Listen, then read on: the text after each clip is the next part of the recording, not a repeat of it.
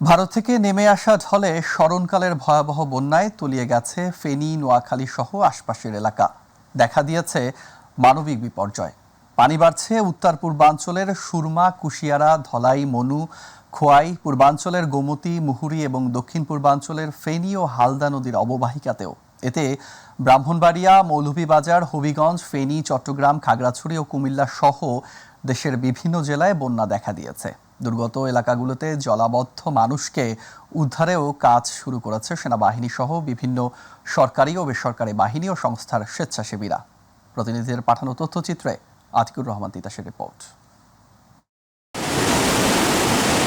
উজানের ঢল আর বৃষ্টিতে ডুবেছে দেশের বিস্তীর্ণ এলাকা। বানের পানিতে তলিয়ে গেছে ফেনী, কুমিল্লা, চট্টগ্রাম, ব্রাহ্মণবাড়িয়া, হবিগঞ্জ ও মৌলভীবাজার জেলা। বিপদসীমার উপরে রয়েছে 7 নদীর পানি। ফেনীর মুহুরী, কহুয়া ও সিলোনিয়া নদী রক্ষা বাঁধের 30টি পয়েন্ট ধসে গেছে। প্রতিবেশী দেশের উজানের ঢল আছড়ে পড়ছে বাংলাদেশে। স্রোতের তোরে বাঁধ ভেঙে ভাসছে গ্রামের পর গ্রাম।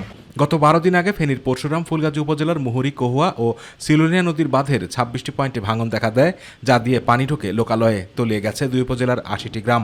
পানি উন্নয়ন বোর্ড জানিয়েছে, আঞ্চলিক সড়ক তলিয়ে যাওয়ায় বন্ধ যান চলাচল। সহায়তায় এরই মধ্যে কাজ করছে সেনাবাহিনী। 2 দিনের টানা বর্ষণ ও উজান থেকে আসা পাহাড়ি ঢলে মৌলভীবাজারের মনু ও ধলাই নদীর কয়েকটি স্থানে প্রতিরক্ষা বাঁধ ভেঙে শতাধিক গ্রাম প্লাবিত হয়েছে। সেই সাথে সবগুলো নদীর পানি বিপদসীমার উপর দিয়ে প্রবাহিত হচ্ছে। মনু নদীর প্রতিরক্ষা বাঁধে 2টি স্থানে ভাঙনে কুলাউড়া ও রাজনগর উপজেলার 30টি গ্রাম প্লাবিত হয়েছে। ধলাই নদীর প্রতিরক্ষা বাঁধে 4টি স্থানে ভাঙনে কমলগঞ্জ উপজেলার 80টি গ্রাম প্লাবিত হয়েছে। ভারত থেকে নেমে আসা পানি ও টানা বর্ষণে হবিগঞ্জের মাধবপুর উপজেলার সোনাই নদীর ওপর নির্মিত বহরা রাবার ড্যামে ভয়াবহ রূপ ধারণ করেছে। দুপারের ভাঙন দেখা দিয়েছে। মঙ্গলবার রাত থেকে বুধবার দুপুর পর্যন্ত রাবার ড্যাম দিয়ে পানি আসার গতি ছিল ভয়ানক। অপরদিকে আকস্মিক বন্যায় মাধবপুর উপজেলার বিভিন্ন ইউনিয়নের রাস্তাঘাট, পুকুর, রোপা, আমন ধানের জমি তলিয়ে গেছে। অনেক পুকুর তলিয়ে গিয়ে লাখ লাখ টাকার মাছ বানের পানিতে ভেসে গেছে। কয়েকদিনের টানা ভারী বর্ষণ ও বন্যার পানিতে তলিয়ে গেছে নোয়াখালী। বন্যার পানিতে বসতঘর, সড়ক ও শিক্ষা প্রতিষ্ঠানও তলিয়ে গেছে। বন্যার কারণে পানিবন্দী হয়ে পড়েছে লাখ লাখ মানুষ। পানিতে জেলা শহর মাইজদী, নোয়াখালীর পৌরসভার 9টি ওয়ার্ড, চৌমুহনী পৌরসভার সবকটি ওয়ার্ডের রাস্তাগুলো হাঁটু পানিতে ডুবে গেছে। পানি বৃদ্ধি পাওয়ায় শত শত মৎস্য খামারের মাছ ভেসে গেছে, তলিয়ে গেছে আমন ধানের বীজতলা, শাকসবজি। রাতভর বৃষ্টিপাতে একদিনের ব্যবধানে ফের তলিয়ে গেছে খাগড়াছড়ি শহরের নিচু এলাকার ঘরবাড়িগুলো। ভোর থেকে পানি প্রবেশ করতে থাকে লোকালয়ে। এতে ভোগান্তিতে পড়েছেন বন্যা কবলিত এলাকার বাসিন্দারা। জেলা সদরের গঞ্জপাড়া, অপর্ণা চৌধুরী পাড়া, শব্দমিয়া পাড়া, শান্তিনগর, মুসলিম পাড়া, রাজ্যমণির পাড়া, কালাডেবা, বটতলি, ফুটবিল এলাকার নিচু এলাকায় পানি উঠেছে। সড়ক তলিয়ে যাওয়ায় খাগড়াছড়ির সঙ্গে রাঙামাটি, লংদু ও সাজেকের সড়ক যোগাযোগ বন্ধ রয়েছে। এদিকে সারা দেশে বন্যা কবলিত জেলাগুলোয় বাংলাদেশ পানি উন্নয়ন বোর্ডের সব কর্মকর্তা কর্মচারীর ছুটি বাতিল করা হয়েছে। এক বিজ্ঞপ্তিতে এমন নির্দেশনা দেওয়া হয়। আতিকুর রহমান তিতাস, মাই টিভি। এদিকে ব্রাহ্মণবাড়িয়ার আখাউড়ায় বন্যা পরিস্থিতির আরও অবনতি হয়েছে। নতুন করে প্লাবিত হয়েছে আরও কিছু এলাকা। 5টি ইউনিয়ন ও একটি পৌরসভায় 5 শতাধিক পরিবার পানিবন্দী হয়ে পড়েছে। হাওড়া বাঁধ ভেঙে নতুন নতুন এলাকা পানিতে তলিয়ে গেছে, কৃষি জমি ও পুকুর তলিয়ে গেছে। আখাউড়া আগরতলা সড়কের বিভিন্ন স্থানে পানি উঠছে। আখাউড়া আগরতলা সড়কের বিভিন্ন অংশে পানিতে তলিয়ে গেছে। স্থলবন্দর এলাকায় পানি ওঠায় ইমিগ্রেশন কার্যক্রম বন্ধ রয়েছে। এদিকে বৃহস্পতিবার সকালে বন্যা দুর্গত এলাকা পরিদর্শন করেছেন জেলা প্রশাসক মোহাম্মদ হাবিবুর রহমান।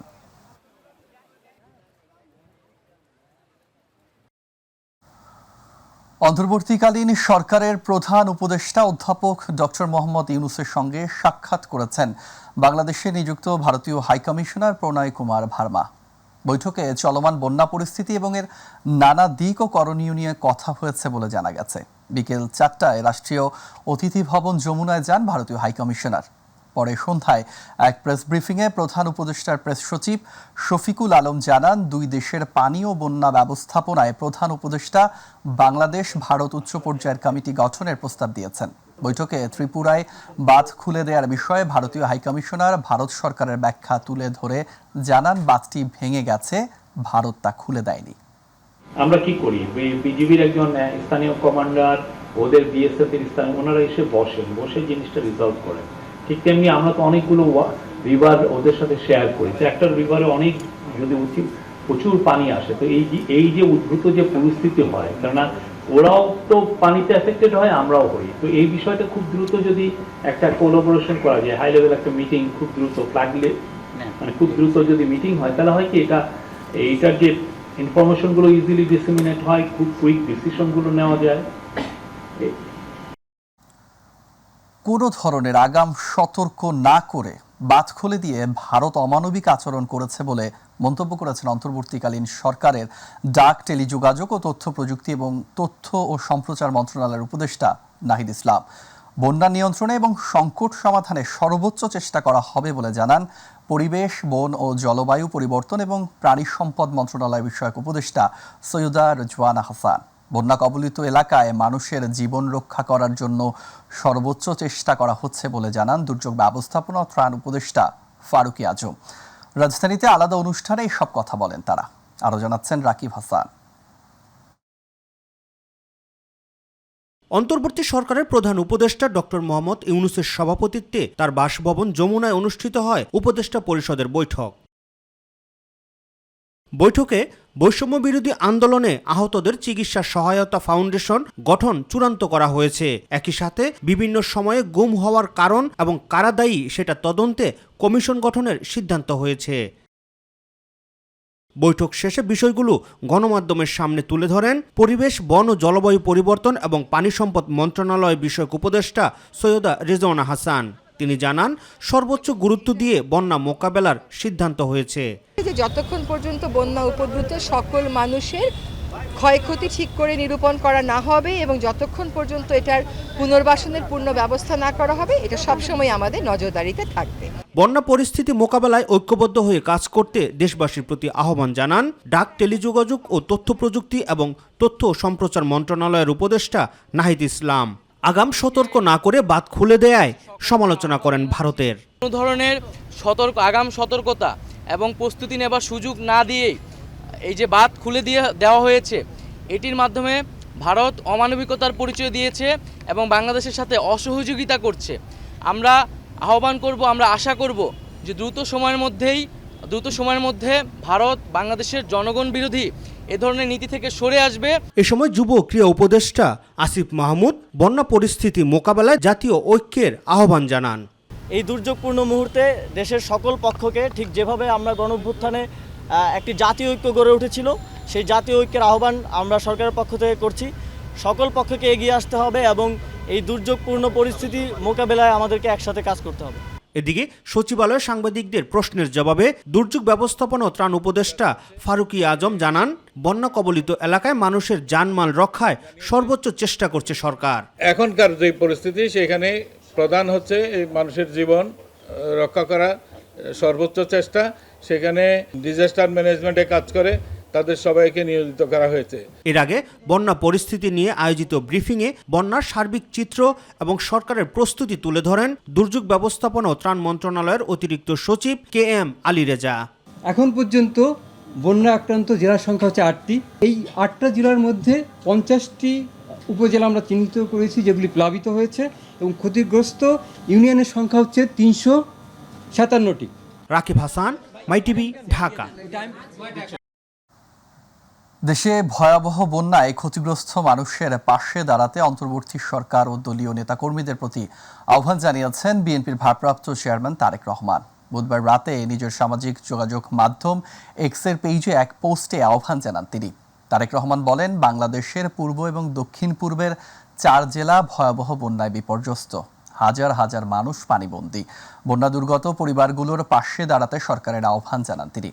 সেই সঙ্গে বিএনপির সর্বস্তরের নেতাকর্মীদের প্রতি আশ্রয়হীনদের আশ্রয়ে, খাবার সহ অন্যান্য আনুষঙ্গিক সহায়তা দেওয়ার আহ্বান জানান।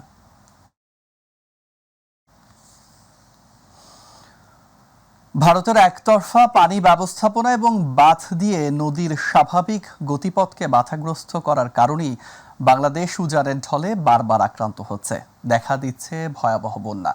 এ কারণে অনতিবিলম্বে ভারতের পক্ষ থেকে জাতীয়ভাবে ক্ষমা প্রার্থনা, পানি অধিকার নিশ্চিতকরণ, বন্যায় ক্ষতিপূরণ ও সহায়তা এবং যৌথ পানি ব্যবস্থাপনা নিশ্চিত করার দাবিতে ভারতীয় দূতাবাস ঘেরাও কর্মসূচি পালন করেছে কাউন্সিল অ্যাগেইনস্ট ইনজাস্টিস CAI। কর্মসূচি চলাকালে ভারতীয় হাইকমিশনের স্মারকলিপিও দেন বিক্ষোভকারীরা।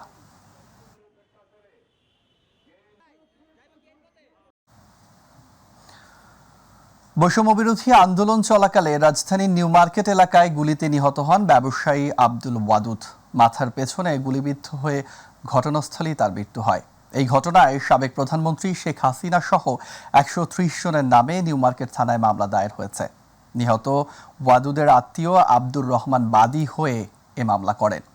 সেখানে সাবেক মন্ত্রী ওবায়দুল কাদের, মোহাম্মদ এ আরাফাত, আনিসুল হক, আসাদুজ্জামান খান কামাল ও সালমান এফ রহমান সহ নাম উল্লেখ করা হয়েছে 130 জনের। এছাড়া অজ্ঞাতনামা আরও 250 থেকে 300 জনকে আসামি করা হয়েছে।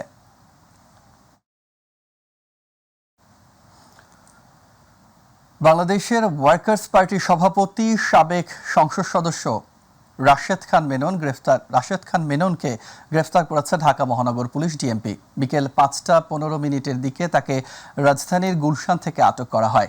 ডিএমপির মিডিয়া ও পাবলিক রিলেশনস বিভাগ থেকে এ তথ্য নিশ্চিত করা হয়েছে। জানানো হয়েছে তাকে গুলশান থেকে আটক করে ডিবি কার্যালয়ে নেওয়া হয়েছে। রাজধানীর উত্তরা এলাকায় ফজলুল করিম হত্যা মামলায় গ্রেফতার 71 টেলিভিশনের সাবেক বার্তা প্রধান শাকিল আহমেদ ও সাবেক প্রধান প্রতিবেদক উপস্থাপিকা ফারজানা রূপাকে 4 দিন রিমান্ডে নিয়ে জিজ্ঞাসাবাদ করার অনুমতি দিয়েছেন আদালত। ঢাকার চিফ মেট্রোপলিটন ম্যাজিস্ট্রেট আদালত বৃহস্পতিবার এই আদেশ দেন। এর আগে শাকিল আহমেদ ও ফারজানা রূপাকে আদালতে হাজির করে 10 দিন রিমান্ডে নিয়ে জিজ্ঞাসাবাদ করার আবেদন করে পুলিশ। উভয় পক্ষের শুনানি নিয়ে আদালত এই সাংবাদিক দম্পতির 4 দিনের রিমান্ড মঞ্জুর করেন। বুধবার এই দুজনকে ঢাকার হযরত শাহজালাল আন্তর্জাতিক বিমানবন্দর থেকে আটক করা হয়। সম্প্রতি তাদের দায়িত্ব থেকে অব্যাহতি দেয় 71 টিভি কর্তৃপক্ষ।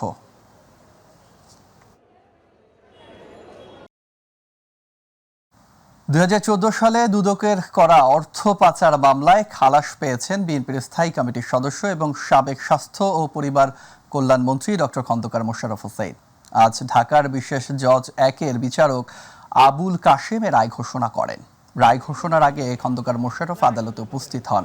তার বিরুদ্ধে অভিযোগ প্রমাণিত না হওয়ায় রায়ে তাকে খালাস প্রদান করেন আদালত। 2014 সালের 6 ফেব্রুয়ারি রমনা মডেল থানায় মোশাররফের বিরুদ্ধে অর্থ পাচারের অভিযোগে মামলা করে দুদক। পরে একই বছরে 14 আগস্ট দুদকের পরিচালক নাসিম আনোয়ার তার বিরুদ্ধে অভিযোগপত্র দাখিল করেন।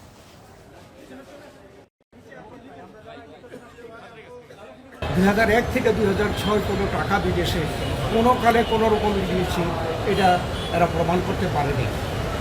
এবং এই যে মানি লন্ডারিং আইনে যে প্রেডিকেন্স অফেন্স আছে, যে অফেন্সগুলো আছে একটা একটা করে আমাদের সিনিয়র আইনজীবী জিজ্ঞেস করেছেন আইউকে, তারা স্বীকার করতে বাধ্য হয়েছে যে এই অন্যায়গুলো উনি করেননি। তাহলে কেন এই মামলা করলো? শুধুমাত্র রাজনৈতিকভাবে প্রতিহিংসা। বর্তমান পরিস্থিতিতে বাংলাদেশে গণতন্ত্র, মানবাধিকার প্রতিষ্ঠা এবং রাষ্ট্রীয় প্রতিষ্ঠানগুলো সংস্কারের সুযোগ তৈরি হয়েছে বলে জানিয়েছেন জাতিসংঘের হাইকমিশনার দফতরের এশিয়া প্রশান্ত মহাসাগরীয় অঞ্চলের প্রধান রোরি মুঙ্গুভেন। পররাষ্ট্র সচিব মাসুদ বিন মোমেনের সঙ্গে বৈঠক শেষে সাংবাদিকদের এসব কথা বলেন তিনি। জানান, কোটা সংস্কার আন্দোলনে আহত ও নিহতদের সুষ্ঠু নিরপেক্ষ তদন্তের ধরন কেমন হবে তা নিয়ে প্রাথমিক আলোচনা করতে ঢাকায় সফর করছেন তারা। বিস্তারিত আমেনা হিরার রিপোর্টে। কোটা সংস্কার আন্দোলনকে ঘিরে সম্প্রতি দেশে ছাত্র জনতার নজিরবিহীন রক্তপাত ও হত্যাকাণ্ড দেখেছে বিশ্ব। ক্ষমতাসীন দলকে হটিয়ে অন্তর্বর্তী সরকার দায়িত্ব নেবার পরই সর্বস্তরে দাবি ওঠে আন্দোলন ঘিরে সাম্প্রতিক সময়ে ঘটে যাওয়া নৃশংসতার সুষ্ঠু, নিরপেক্ষ ও স্বাধীন তদন্তের। এমন সংকটকালীন পরিস্থিতিতে বাংলাদেশের পাশে থাকবে জাতিসংঘ, তা উল্লেখ করে নিজস্ব অর্থায়নে সাম্প্রতিক সময়ের হত্যাকাণ্ডের স্বাধীন ও নিরপেক্ষ তদন্তের আশ্বাস দেয় জাতিসংঘ। এরই ধারাবাহিকতায় বৃহস্পতিবার সকালে দেশে আসে জাতিসংঘের 3 সদস্যের প্রতিনিধি দল। পররাষ্ট্র মন্ত্রণালয়ে পররাষ্ট্র সচিব মাসুদ বিন মোমেনের সঙ্গে বৈঠক শেষে জাতিসংঘের হাই কমিশনার দফতরের এশিয়া প্রশান্ত মহাসাগরীয় অঞ্চলের প্রধান রোরি মুঙ্গুভেন জানান, কোটা সংস্কার আন্দোলনে আহত ও নিহতদের সুষ্ঠু ও নিরপেক্ষ তদন্ত কিভাবে সম্ভব তা নিয়েই আলোচনা হয়েছে। In restoring democracy, renewing institutions and advancing human rights. And he wants the office to support the interim government, civil society, people of Bangladesh in any way that we can.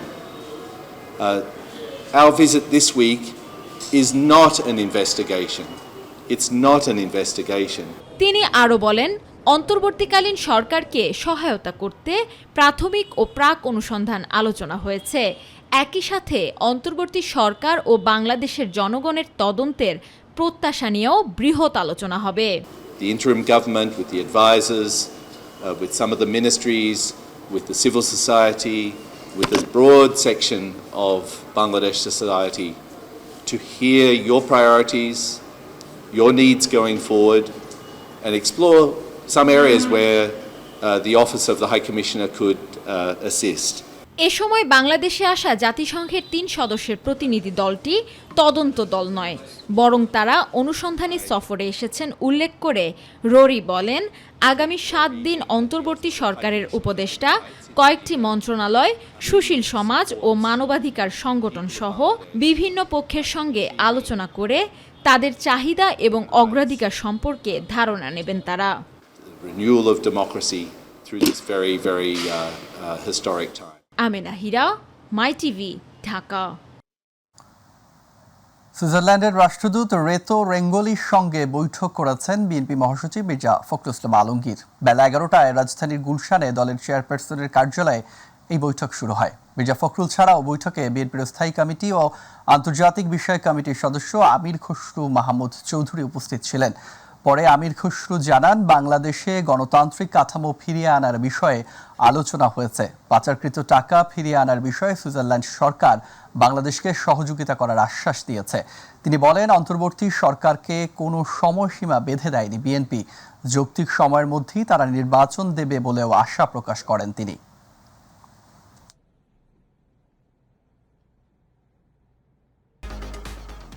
পতন হওয়া আওয়ামী লীগ সরকারের আমলে নির্বাহী আদেশে জ্বালানি তেল, গ্যাস ও বিদ্যুতের দাম বাড়ানোর বিধান যুক্ত করা হয়েছিল, তবে এই বিধান বাতিল হচ্ছে।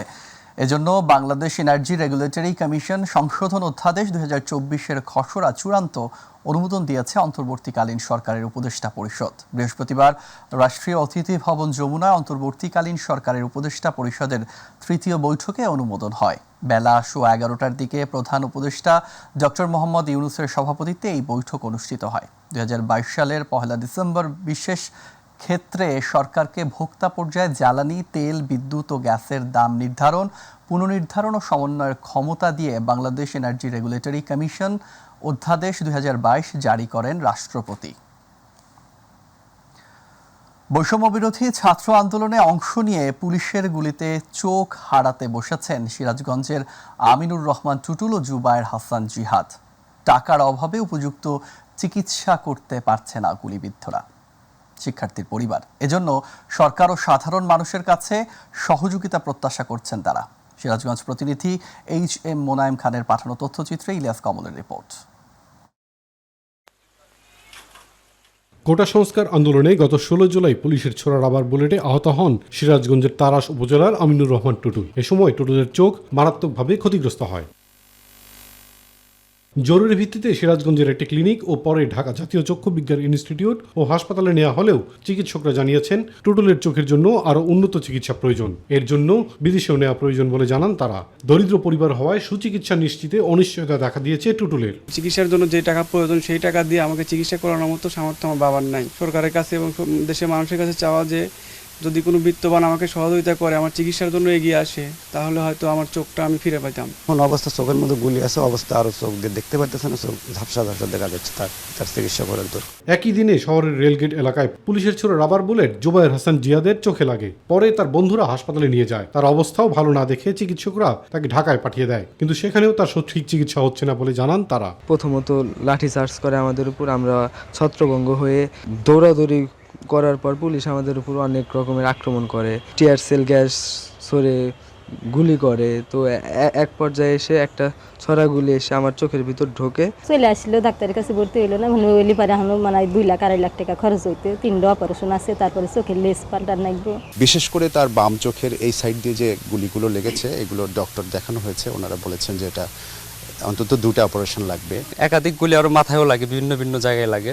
তো চোখে যে গুলিটা লেগেছে ওই গুলিটা হচ্ছে অনেক মারাত্মকভাবে ঢুকে পড়েছে ভিতরে। ঊর্ধ্বতন মহলকে এই বিষয়ে আলোকপাত করার জন্য দৃষ্টি স্থাপন করতে অনুরোধ করি। অর্থনৈতিক সচ্ছলতা না থাকায় সুচিকিৎসা নিতে পারছেন না জিয়াদও। তাদের চিকিৎসার জন্য সরকারের কাছে সহযোগিতা প্রত্যাশা করে আহতদের পরিবার ও সহপাঠীরা। আমাদের সাতকার অনেকজন আহত হয়েছে, ও ওখানে ছিল দৌড় দেওয়ার সময় ওর গুলিটা চোখে লাগে। আমার এই ভাইয়ের জন্য, এই সহযোদ্ধার জন্য যেন আমরা সর্বোচ্চ সহযোগিতা পাই। বৈষম্য বিরোধী ছাত্র আন্দোলনে আহতদের চিকিৎসায় সরকার একাধিক হটলাইন ও সহযোগিতা পুল স্থাপন করেছে। ইলিয়াস কমল, মাই টিভি। অনিয়ম, শিক্ষার্থীদের সাথে অশোভনীয় আচরণ সহ নিয়ম বহির্ভূতভাবে প্রতিষ্ঠান পরিচালনা, অর্থ আত্মসাতের অভিযোগে রাজধানীর পূর্ব রামপুরা হাই স্কুলের সহকারী শিক্ষক মাহবুবা শামসুন নাহারের পদত্যাগের দাবিতে ফুঁসে উঠেছে শিক্ষার্থীরা। এ সময় বৈষম্য বিরোধী শিক্ষার্থীরা অন্তর্বর্তীকালীন সরকারের দৃষ্টি আকর্ষণ করে বলেন, আগামী 24 ঘন্টার মধ্যে ওই শিক্ষিকা পদত্যাগ না করলে কঠোর আন্দোলনের মাধ্যমে পদত্যাগ করতে বাধ্য করা হবে। বিস্তারিত আবু সাইদ অপুর রিপোর্টে। বৈষম্য বিরোধী শিক্ষার্থীদের অভিযোগ, 2022 সালের 1 অক্টোবর রাজধানীর পূর্ব রামপুরা হাই স্কুলের প্রধান শিক্ষক হিসেবে যোগদান করেন মাহবুবা শামসুন নাহার। যোগদানের পর থেকে অর্থ আত্মসাৎসহ অনিয়ম দুর্নীতির কারণে প্রতিষ্ঠানের ম্যানেজিং কমিটি মাহবুবা শামসুন নাহারকে প্রধান শিক্ষকের পদ থেকে অব্যাহতি দিয়ে সহকারী শিক্ষক হিসেবে দায়িত্ব পালন করার নির্দেশনা দেয়।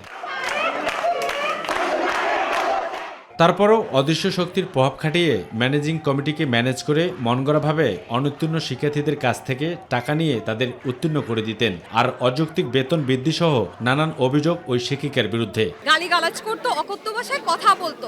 এগুলো কিন্তু স্টুডেন্টদের উপর একটা মানসিক প্রেশার। সে যে অন্যায় করছে তার শাস্তি পেতেই হবে।